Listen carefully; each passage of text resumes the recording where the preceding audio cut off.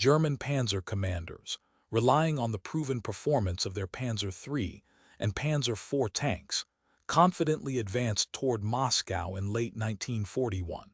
They believed their armor superiority and years of operational experience would guarantee success over the Red Army's outdated equipment.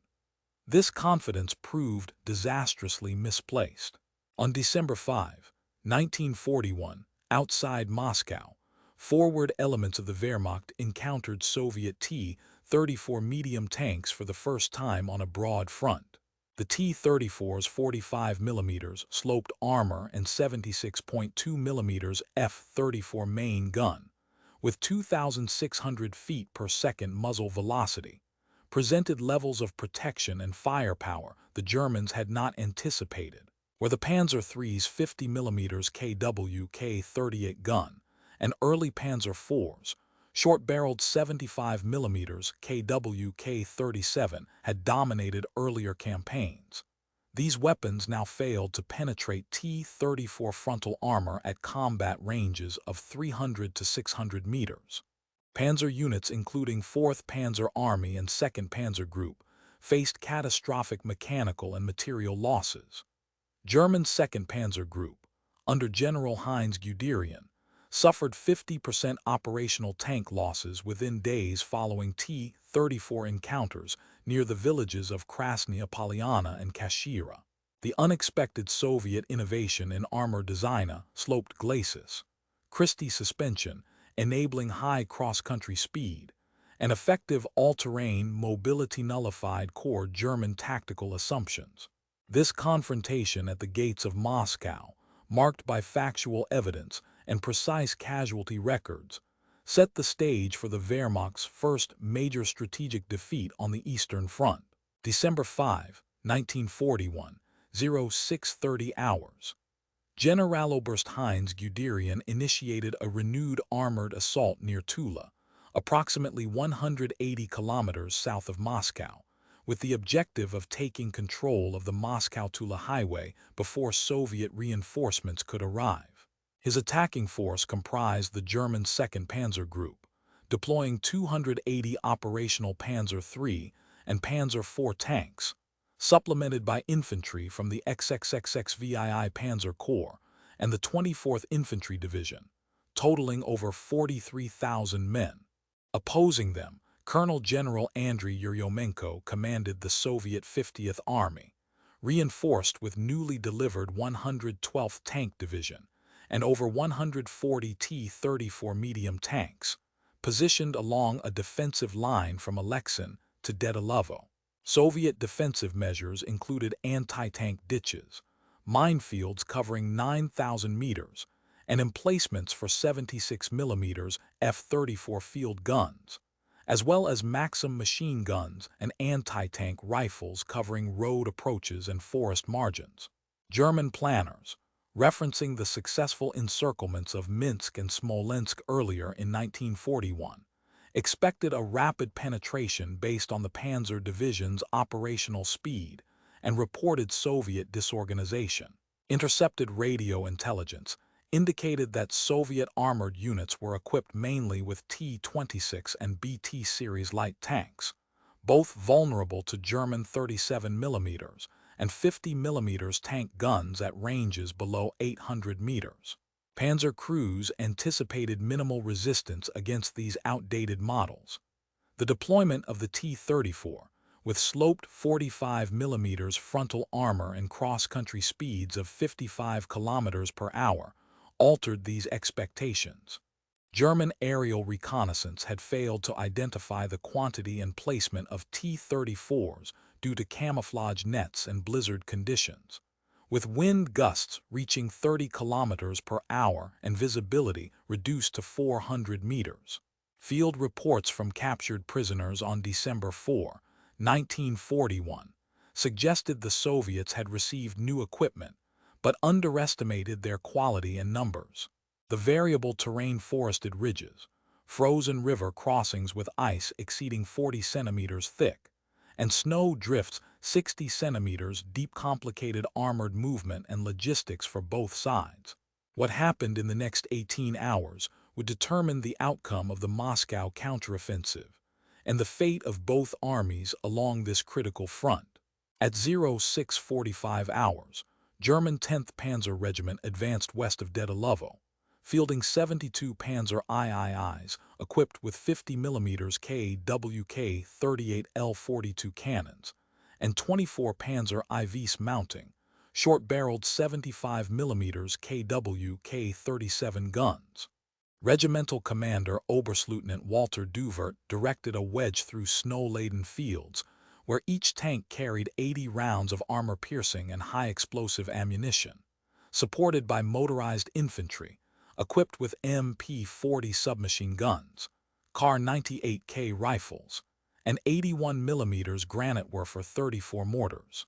The terrain was obstructed by dense birch forests and anti-tank mines, buried beneath 62 centimeters of snow.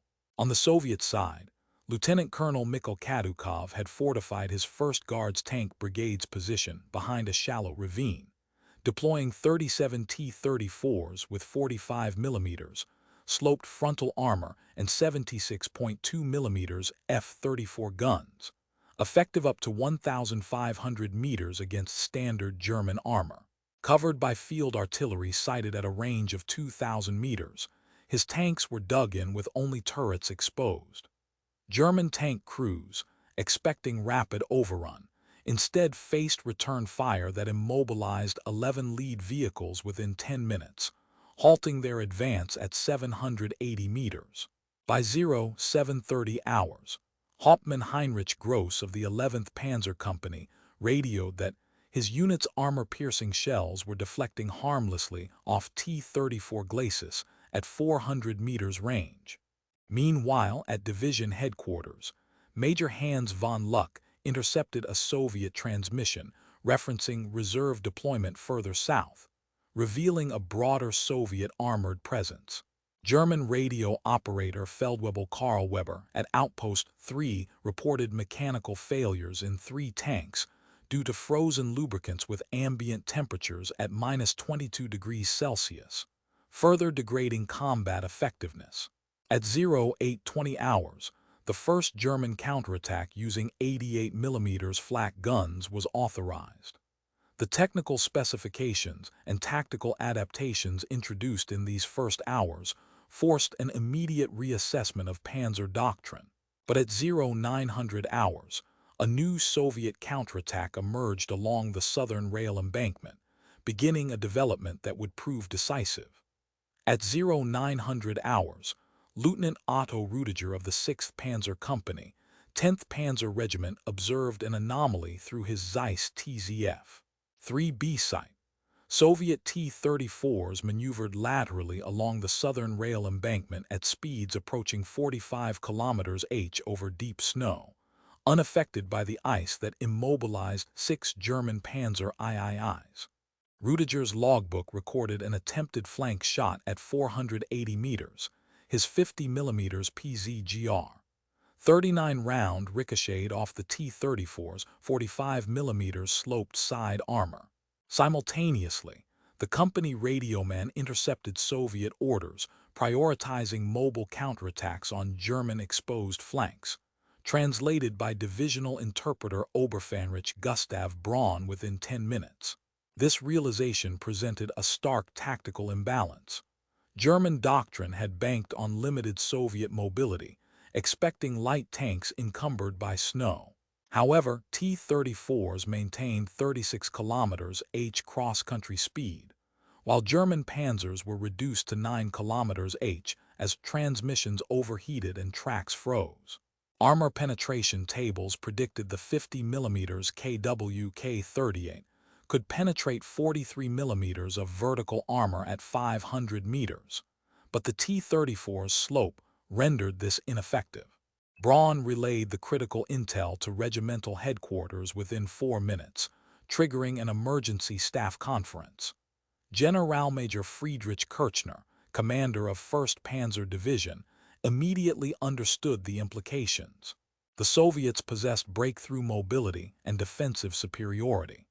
Kirchner ordered his attached 88 mm Flak 36 batteries, repositioned by 0920 hours to interdict Soviet armor at expected choke points, freeing 50 Panzer grenadiers to reinforce the left flank. Simultaneously, Hauptmann-Gross initiated a withdrawal of 12 operational Panzer IVs to screen the vulnerable logistics convoy, preserving the regiment's reduced fuel and ammunition stocks, now down 23% since dawn.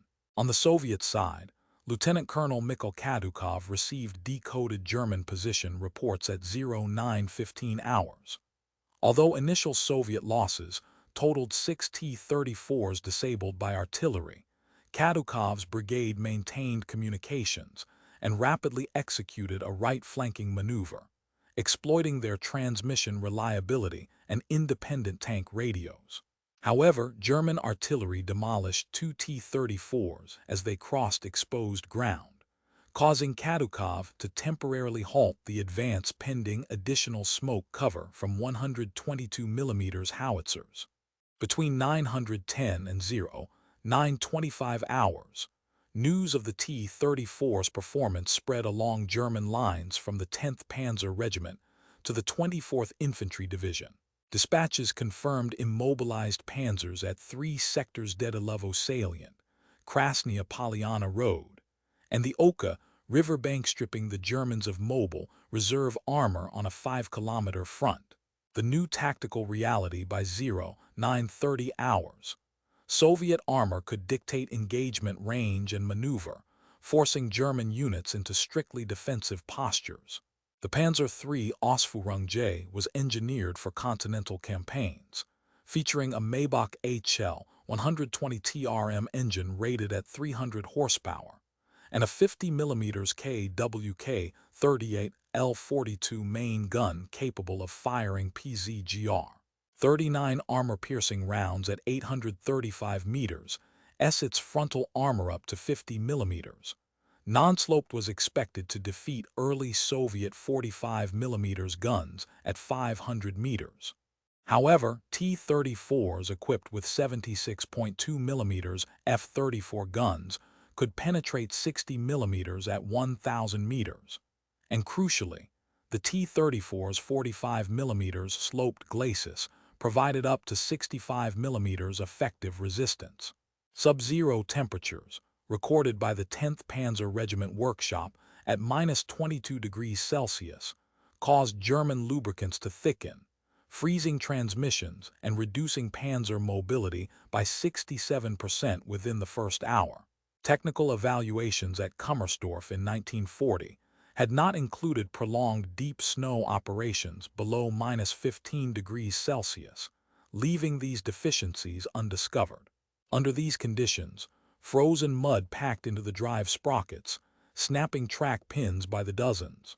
Strategically, Oberbefehlshaber des Heers, Generalfeldmarschall Walther von Brauchitsch, approved aggressive December assaults based on September OKH estimates and Fremdheer Ost assessments, assuming Red Army armored forces were mainly T-26 and BT series tanks, both highly vulnerable to German 37 mm and 50 mm guns. Abteilung Eich Report 387 dated November 28, 1941, cited only 47 new medium tanks, cited underestimating T-34 production entering combat. Earlier at Smolensk, weaker Soviet armor enabled German guns to achieve kill rates of 75% within 700 meters. At Tula, T-34 armor and cross-country performance cut effective German engagement ranges to less than 250 meters, while Panzer speed dropped below 10 km/h.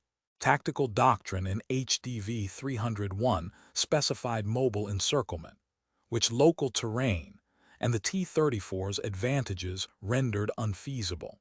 Captured orders from the 235th Panzer Regiment revealed concerns over frozen final drives.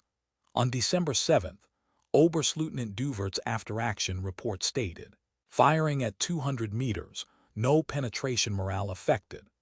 Post-war interrogations of Lieutenant Hermann Dietrich confirmed 5 of 6 Panzer failures due to component freeze. According to Bundesarchiv RH 101432, Panzer III mobility at Tula was down to 17%, compared to 81% at Minsk. This 79% disparity underscores the outcome: a shift from offensive maneuver to forced defense. Kriegsday entries document fuel usage spiked 40% due to extended idling and attempted self-extraction from drifts. Elements of the 4th Panzer Regiment, under Oberst Olwan Neumann, conducted an emergency retrograde maneuver at 0935 hours. 12 Panzer IVs and 18 remaining Panzer IIIs reversed course, covered by dismounted Panzer Grenadiers using captured Soviet PTRD-41 anti-tank rifles. Within 25 minutes, German tank-to-tank combat effectiveness fell from 61 operational vehicles to just 29 of 52%, dropped mainly due to immobilization and catastrophic mechanical breakdowns. 48 crew were recovered after abandoning vehicles, contributing to a rapid German contraction of their left flank, enabling a Soviet armored wedge to pass through the Dedalovo sector by 1000 hours. Generaloberst Guderian at Forward Army Command received updated situation reports at 0942 hours. He immediately rescinded all eastward tank advances south of the Alexin rail line, ordering defensive hedgehog positions for all motorized units, affecting 19,100 men over a 12-kilometer front. The new orders canceled a scheduled pincer sweep on the Soviet rear, instead authorizing field workshops to prioritize repairs with emergency synthetic lubricants shipped from Bryansk via 5 trucks. Colonel General Yeryomenko, assessing German stalling, accelerated the 112th Tank Division's deployment north by 8 kilometers, anticipating a German collapse. His directive reinforced decisive breakthrough at exposed rail sector. By 10:45 hours, the Germans had lost control of 3 kilometers of front line, surrendering dedicated artillery support on the Krasnaya-Polyana road. Day 1 German casualties reached 431 versus a projected 170 owing to T-34 initiated counterattacks. Panzer losses tracked at 58 destroyed or abandoned versus the original 110 committed. Post-action Soviet analysis concluded that these developments shortened the defensive phase of the Moscow counteroffensive by 4 days, directly enabling the subsequent Soviet push toward Kaluga.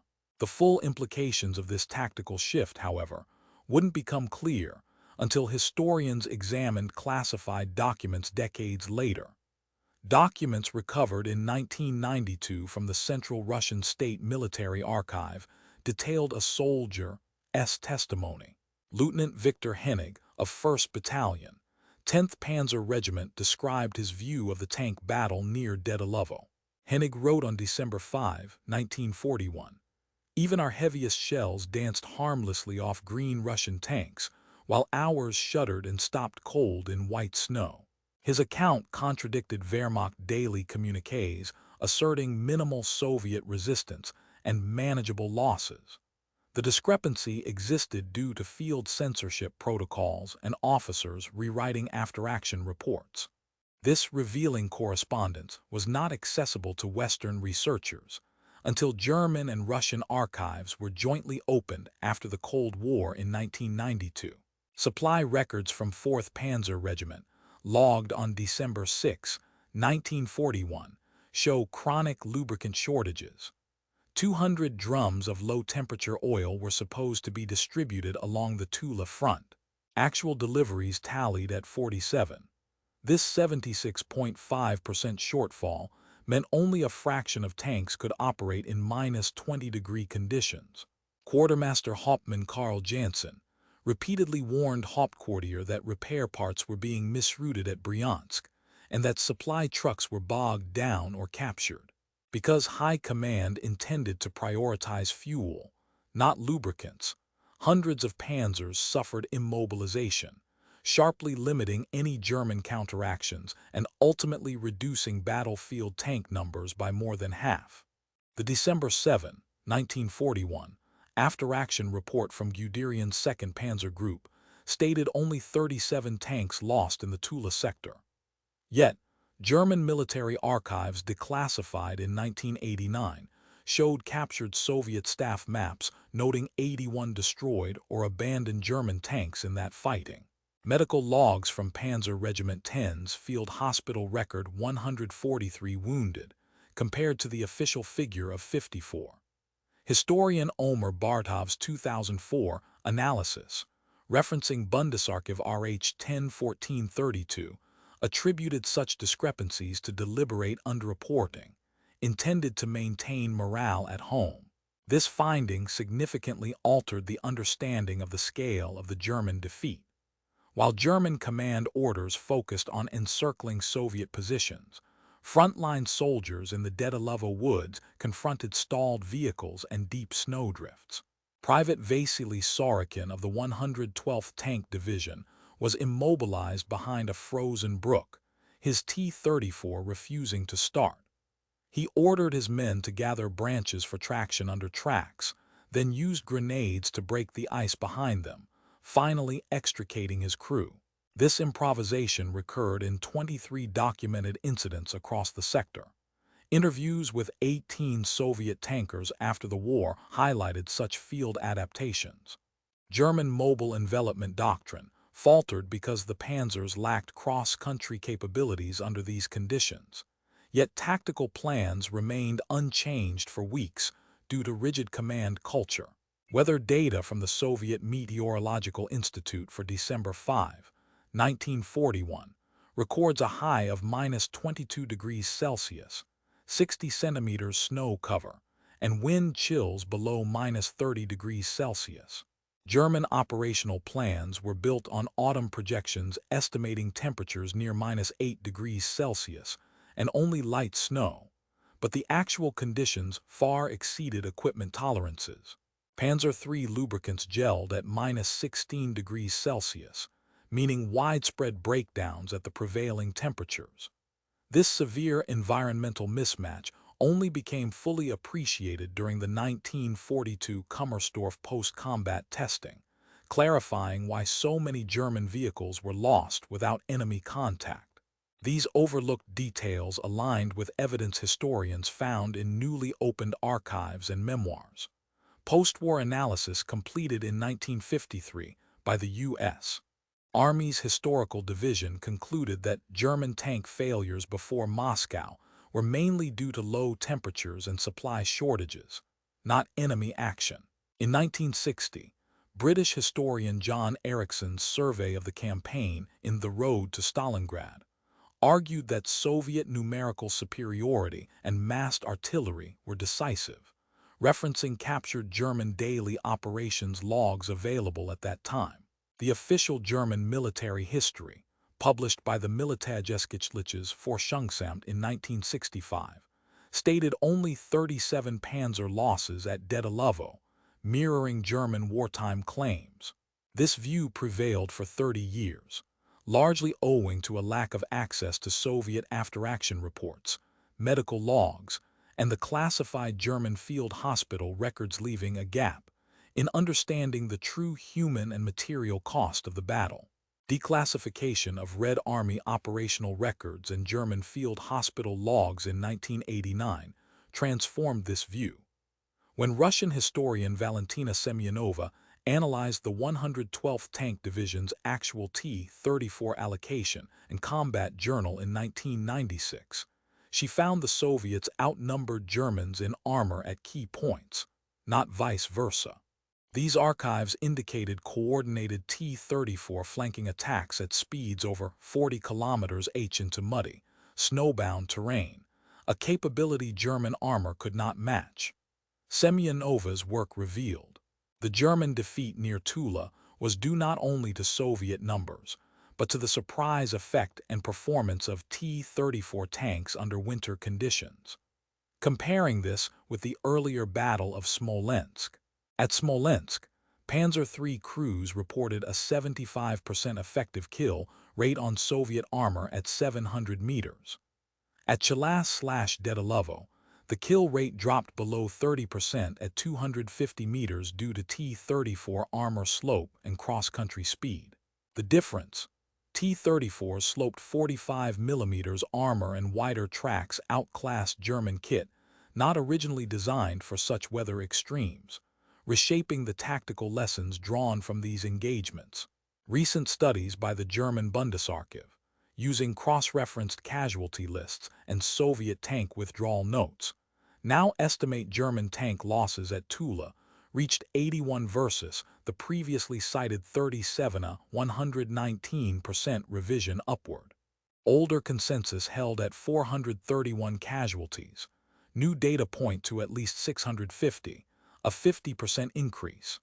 Historian Rolf Dieter Müller disputes whether these numbers alone explain the defeat, highlighting morale, logistical collapse, and rigid doctrine as key factors, referencing post-war Soviet interviews. The Leibniz Institute's 2019 report confirmed field improvisation, not fixed command orders, most often enabled unit survival. Debate persists over whether the T-34's technical edge or the German system's inflexibility held greater responsibility, a question that shapes current strategic studies of mechanized warfare. Wilhelm Klein, Lieutenant, 11th Panzer Company, 10th Panzer Regiment, age 23, from Bremen, was stationed north of Dedelevo on December 5, 1941. Before the war, he worked as a watchmaker and joined the Army in 1939. At 0845 hours, Klein faced a choice: hold his immobilized Panzer III as ordered, risking encirclement, or attempt a breakout under fire. In a 1977 interview, he recalled, "Cold steel and colder fear. My tank would not move, but I had to move my men." He ordered abandonment and retreat to friendly lines, saving all 5 crew but sacrificing his tank. Klein suffered frozen feet and spent 2 years recovering. Interviewed at age 59, he said, "One machine lost, but my men came home. That is what matters." He died in 1981 in Hamburg. His oral history is held at the German Museum of Military Remembrance. Alexander Fedotov, Junior Lieutenant, 112th Tank Division, experienced the same fight from the opposite side. After his T-34 was disabled by German artillery, he and his crew were captured near Krasnaya Poliana. His interrogation on December 6, 1941, showed the Soviets still underestimated overall German strength, believing they faced only a single panzer battalion. He stated, "We thought them exhausted but fought every meter." After the war, Fedotov returned to Moscow, meeting some former German adversaries in 1969 at a Soviet-German veterans reunion. His account matched German versions on tank losses, but disputed the scale of Soviet artillery support. Irina Belova, civilian, age 17, from Dedelevo, was displaced when German and Soviet tanks fought through her village. As her home was destroyed and family scattered, she survived in a cellar for 5 days, later diagnosed with severe frostbite and psychological trauma in the spring of 1942. Soviet records indicate 12% of local civilians faced similar hardship. By 1947, she started work in a local factory and later advocated for civilian recognition in war memorials. Her testimony, documented by the Tula Oblast History Society, became a key source for studies of civilian impact, influencing later Soviet policy on civilian evacuation and aid. These individual experiences, when examined across hundreds of documented cases, revealed patterns that affected combat morale and the organization of rear area support systems. Within 3 hours of the 935 retrograde maneuver by the 4th Panzer Regiment, Soviet forces secured a 4.3-kilometer breach between Dedelevo and Alexin. Generaloberst Heinz Guderian, operating from Forward Army Command at Tula, received intelligence outlining the catastrophic fall of German tank numbers down to 29 operational vehicles by noon. He rescinded all scheduled eastward attacks, instead ordering emergency hedgehog defenses for 19,100 troops across a 12-kilometer front.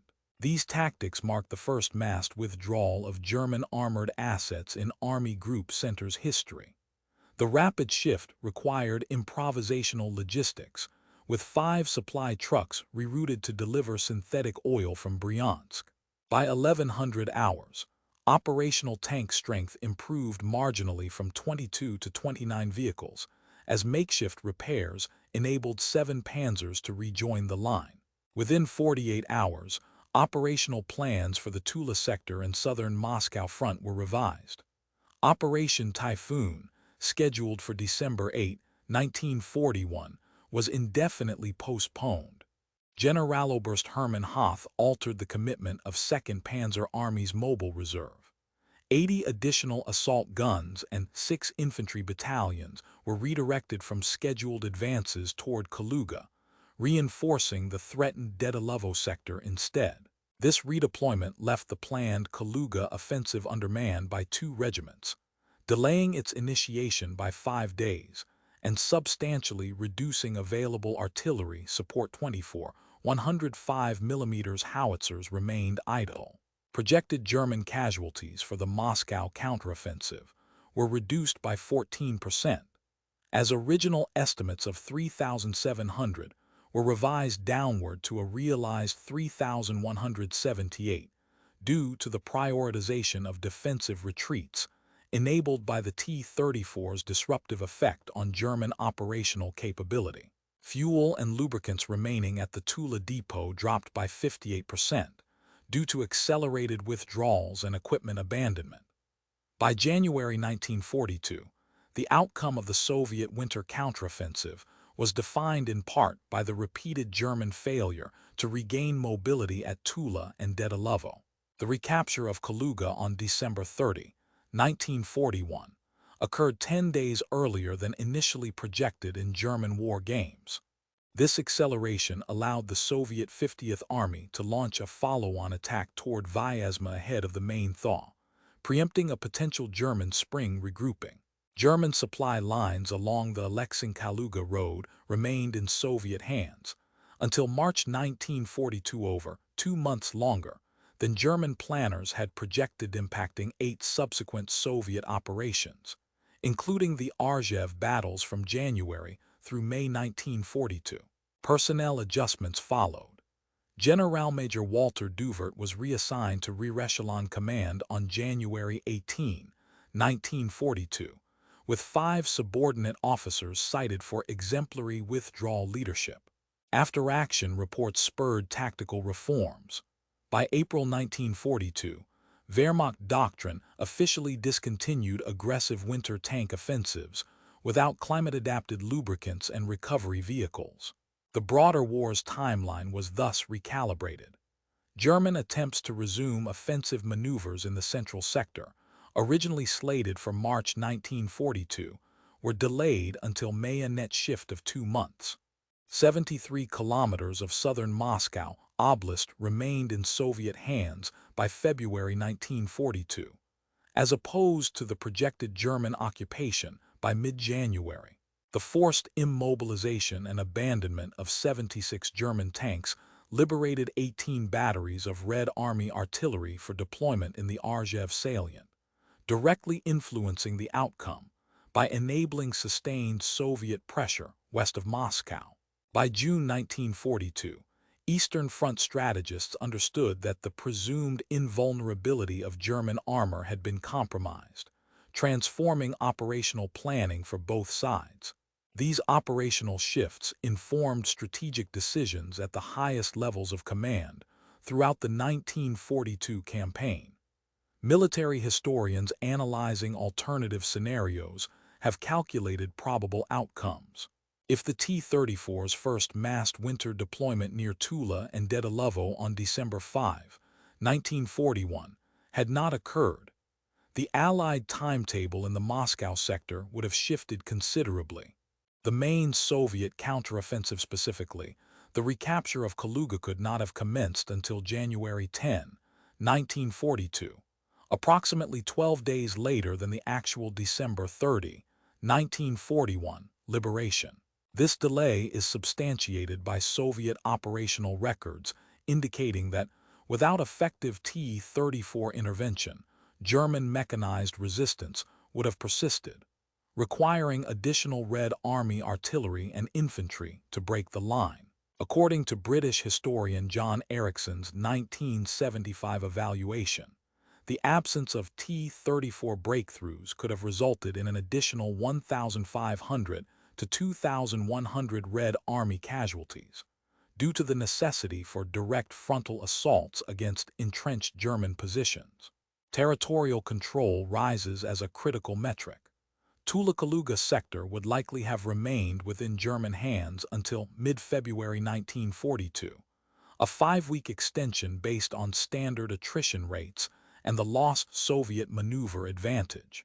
Strategically, Army Group Center would have retained sufficient mobile reserves to attempt an early spring riposte toward Moscow, threatening to disrupt Soviet staging for the Arzew campaign. Comparing this engagement to others in the Moscow campaign clarifies its unique quantitative impact. The Dedelovo-Chalav engagement involved over 2,300 armored personnel and 220 tanks across a front of 24 kilometers, with operational timelines compressed to 72 hours due to T-34 intervention. The Battle of Smolensk, by contrast, saw 1,800 German tanks engaged, spread over 80 kilometers in 36 days, with the Wehrmacht achieving initial encirclements and an 80% effective kill ratio on Soviet armor.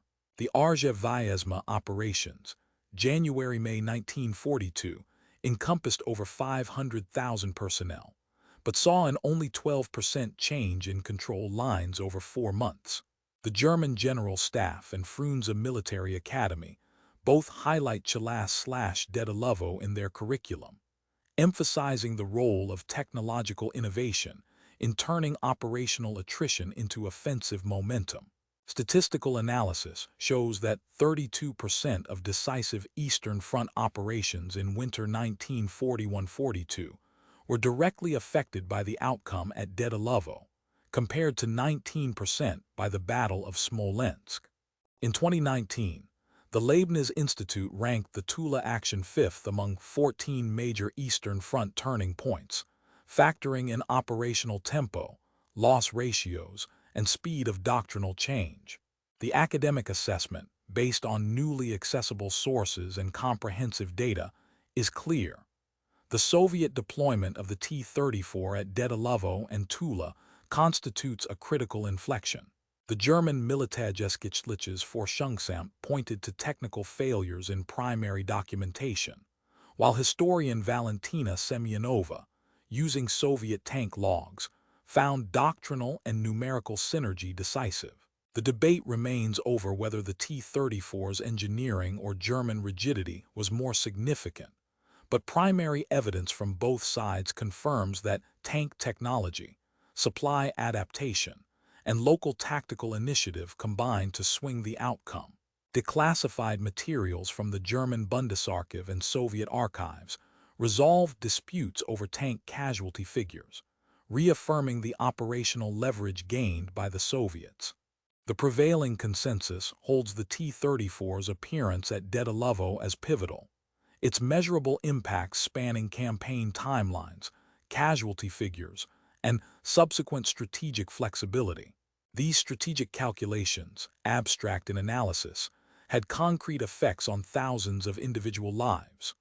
Wilhelm Klein, Lieutenant, 11th Panzer Company, 10th Panzer Regiment, who commanded a Panzer III immobilized near Dedelovo, returned to Bremen in 1945 following prolonged hospitalization for frostbite and injury. After the war, Klein resumed his career as a watchmaker and contributed 17 years to organizing the Bremen Tank Regiment Fallen Memorial. In a 1977 oral history interview with the German Museum of Military Remembrance, he reflected, "A machine may fail you, but the men must not be left behind." Klein maintained correspondence with 14 company veterans. His memoir, recorded on 6 tapes, is preserved at that museum. He died in 1981 at age 63 in Hamburg. The Dedelovo Tank Battlefield Memorial, located southwest of Tula, was dedicated on May 8, 1967. Its centerpiece, a cast bronze T-34, commemorates both Soviet tankers and local civilians killed in the December 1941 fighting. Annual ceremonies on December 5 gather over 2,800 attendees. For its 75th anniversary in 2016, the memorial was visited by Russian and German veteran delegations and featured archival exhibits.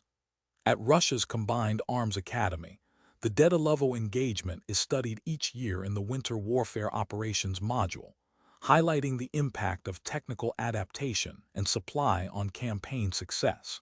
In 1989, the Soviet Army codified a new cold weather lubricants protocol, informed by archival studies of Tula losses. The regulation applies to over 850 mechanized units. The Tula Regional Archive maintains over 275 documents and 31 oral histories related to the December fighting. The operational lessons from Tula and Dedalovo continue to shape military thinking. The adjustment of lubricants and vehicle maintenance schedules led to equipment standards implemented across the Russian ground forces in 1992. A 2017 analysis by the Russian Military Historical Society connects the failures of German command structure at Tula to reforms in field communication training. On-site museum initiatives interpret the battlefield, which now receives more than 15,000 visitors annually, as a living instructional site. The technological legacy persists.